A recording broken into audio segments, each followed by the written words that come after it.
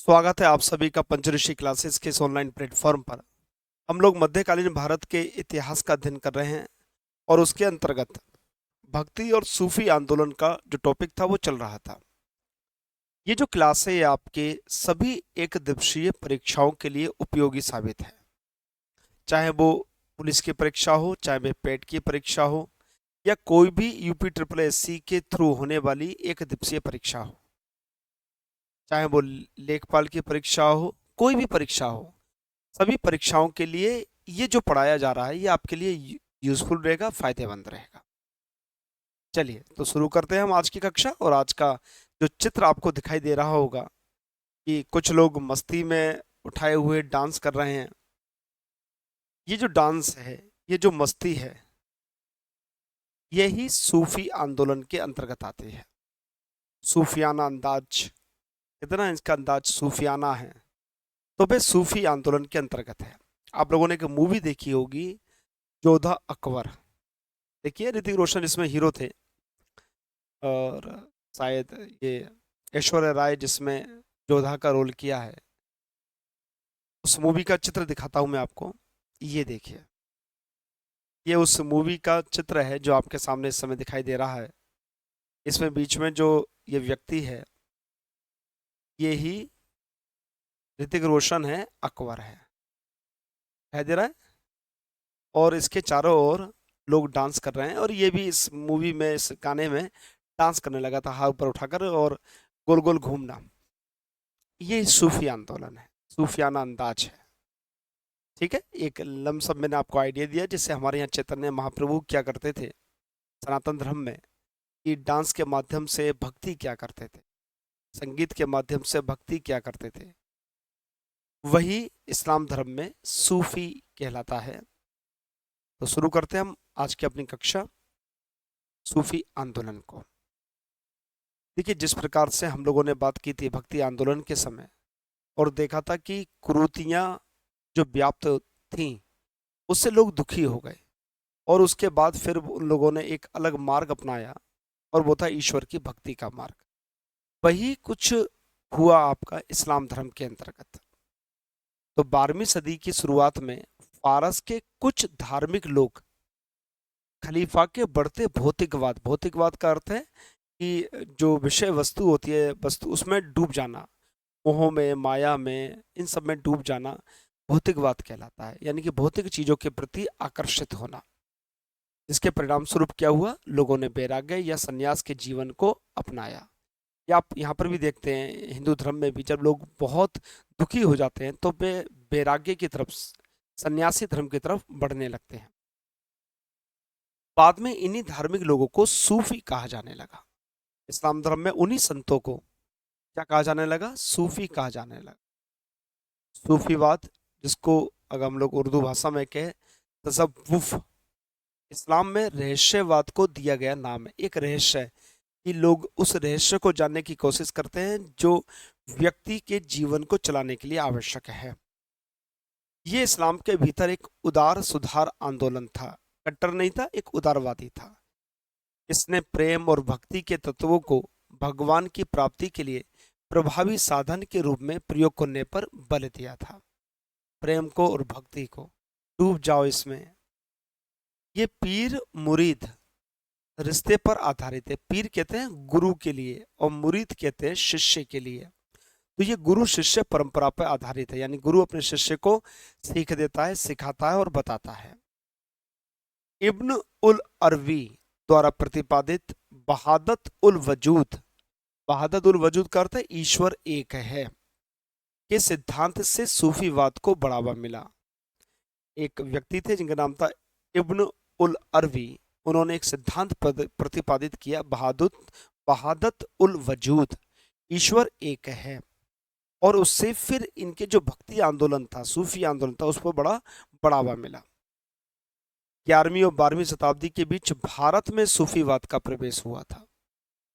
व्यक्ति थे अल हुजवीरी, पहले सूफी थे जो भारत में बस गए और 1089 में इनकी मृत्यु हो गई थी।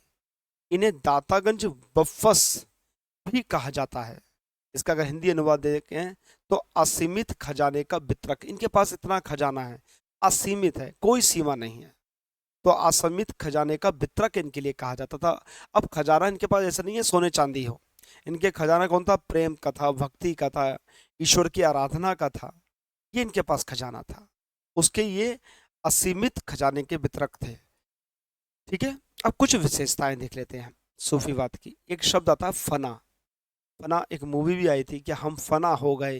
फना का अर्थ है कि अल्लाह के साथ वक्त का जो आध्यात्मिक विलय होता है, ईश्वर और आत्मा परमात्मा के बीच में जो मिलन होता है, विलय होता है, उसी को फना कहा जाता है। इंसान एक कामिल, सभी अच्छे गुणों के साथ परिपूर्ण मानव, ऐसा इंसान जिसमें सभी प्रकार के गुण हो, उसको इंसान एक कामिल कहा जाता है। जिक्र तौबा, कहते हैं तौबा कर लो, है ना, हर समय भगवान को याद करना। वहादतुल वजूदी, पूरे ब्रह्मांड के लिए एक ईश्वर, ईश्वर एक है की अवधारणा, ईश्वर एक है की अवधारणा को कहा जाता है वहादतुल वजूदी। समा, कहते हैं समा बांध दिया। समा क्या होता है? कि आध्यात्मिक नृत्य या संगीत, हालांकि इस्लाम धर्म में संगीत को मना किया गया है, लेकिन फिर भी भक्ति में डूब जाना, संगीत में सराबोर हो जाना, ये तो सूफी आंदोलन है, सूफी है। सूफी संतों को सितार और तबले के आविष्कार का श्रेय दिया जाता है। जैसा कहा जाता है कि सूफी संतों ने ही सितार और तबले का आविष्कार किया। क्यों? क्योंकि भक्ति के लिए आपको संगीत की आवश्यकता होती है और संगीत के लिए संगीत के उपकरणों की आवश्यकता होती है। अमीर खुसरो, अमीर खुसरो को भारत का तोता कहा जाता है। अमीर खुसरो को भारत का तोता कहा जाता है, याद कर लीजिएगा, परीक्षाओं में आ सकता है। और इन्हें कव्वाली का जनक भी कहा जाता है। इसका कव्वाली का जनक कहा जाता है। अब हम बात करेंगे सूफी संप्रदाय की। सूफी संप्रदाय बेटा दो तरह का था, वासरा और वेसरा। वासरा और वेसरा। वासरा वो था जो इस्लामी कानून को मानते थे, और वेसरा वो था जो इस्लामी कानून को नहीं मानते थे। वासरा वेसरा, वासरा इस्लामी कानून को मानने वाले, वेसरा इस्लामी कानून को ना मानने वाले। अब वासरा के अंतर्गत बहुत सारे संप्रदाय हुए, जैसे चिश्ती सिलसिला, सिलसिला कहा जाता है जिससे हमारे यहाँ एक संगठन के लिए कहा जाता है, वैसे इनके यहाँ सिलसिला कहा जाता है। और इसके संस्थापक थे ख्वाजा मोइनुद्दीन चिश्ती, ख्वाजा मोइनुद्दीन चिश्ती। दूसरा सिलसिला था सोहरावर्दी सिलसिला, और इसके संस्थापक थे साहबुद्दीन सोहरावर्दी, और उनके नाम पर इसका नाम पड़ा।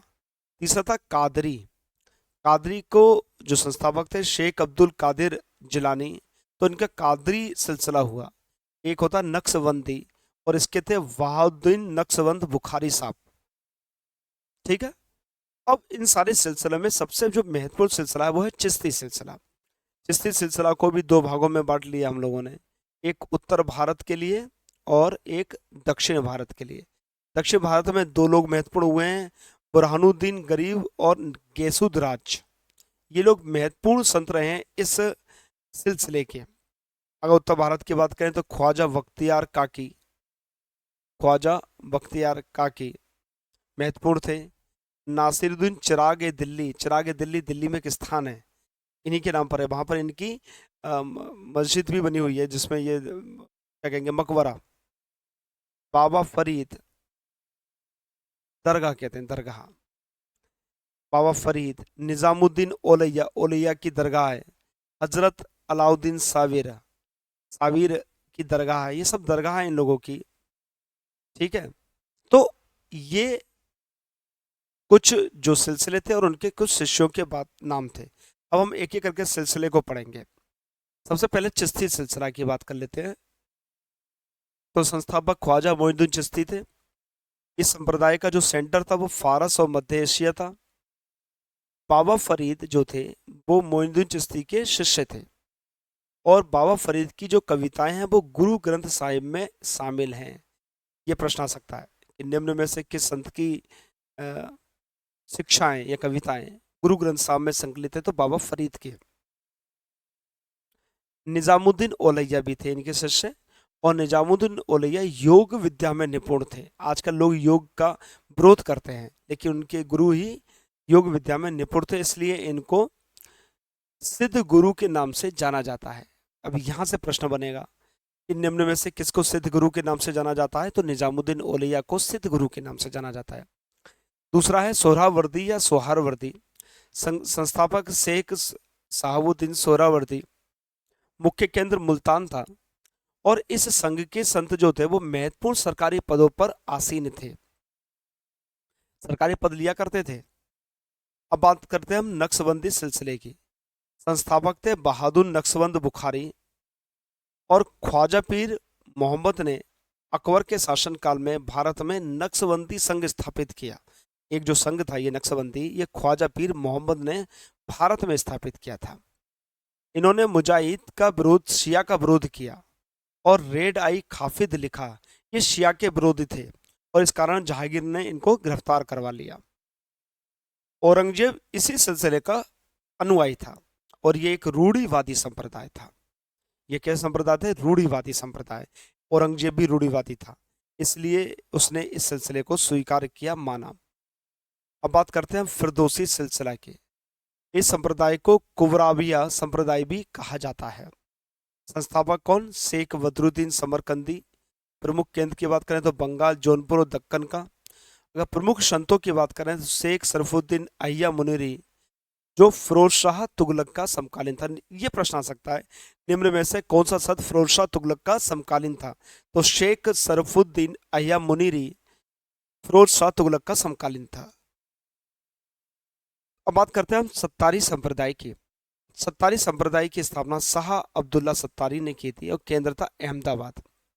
प्रसिद्ध संत मोहम्मद गोस, जो इनका ग्वालियर में स्थान था, और शेख बुद्दन और शेख बुरहानुद्दीन गरीब, ये सब सत्तारी संप्रदाय के थे और 27 सोहरावर्दियों की भांति आरामदायक जीवन व्यतीत करते थे। वो सरकारी पद लिया करते थे, ये आरामदायक जीवन व्यतीत करते थे, खूब धन धान्य से परिपूर्ण। नेक्स्ट है कादिरी संप्रदाय। इसकी स्थापना की थी अब्दुल कादिर जिलानी ने और केंद्र था बगदाद। ये इस्लाम का पहला रहस्यवादी पंथ था। इस्लाम का पहला रहस्यवादी पंथ कौन सा था? कादिरी संप्रदाय। भारत में इसकी स्थापना सैयद नासिरुद्दीन मोहम्मद जिलानी ने की थी और प्रसिद्ध संत मियां मीर, जो कि जहांगीर व शाहजहां के समकालीन थे। देखिए, जो समकालीन वाले हैं उन सभी को आप लोग लिखेंगे और याद करेंगे। मियां मीर के शिष्य थे गुरु अर्जुन देव। गुरु अर्जुन देव ने मियां मीर से भी शिक्षा प्राप्त की थी और दारा शिको इसी सिलसिले से संबंधित था। दारा शिको जो था वो इसी सिलसिले से संबंधित था। तो ये हम लोगों ने बात की सूफी आंदोलन की। तो अब हम लोग इस तरह बढ़ते हुए मध्यकालीन भारत के इतिहास में अब मुगल साम्राज्य तक आ चुके हैं और नेक्स्ट क्लास में हम लोग बाबर का अध्ययन करेंगे, मुगल साम्राज्य का प्रारंभ करेंगे। ठीक है बेटा, तो भक्ति और सूफी आंदोलन दोनों कंप्लीट हुआ। जितने पॉइंट मैं आपको इस तरह लिखकर पढ़ा रहा हूँ, समझा रहा हूँ, इसको आप लिखते रहिएगा, पॉज करना वीडियो और लिखते रहिएगा, जिससे कि आप अपनी जो परीक्षा है उसकी तैयारी ढंग से कर सकें। ठीक है बेटा, तो फिर हम लोग अब नेक्स्ट क्लास में मिलते हैं बाबर के साथ और मुगल साम्राज्य की स्थापना करेंगे। तब तक के लिए आप सभी का बहुत बहुत धन्यवाद। Thank you.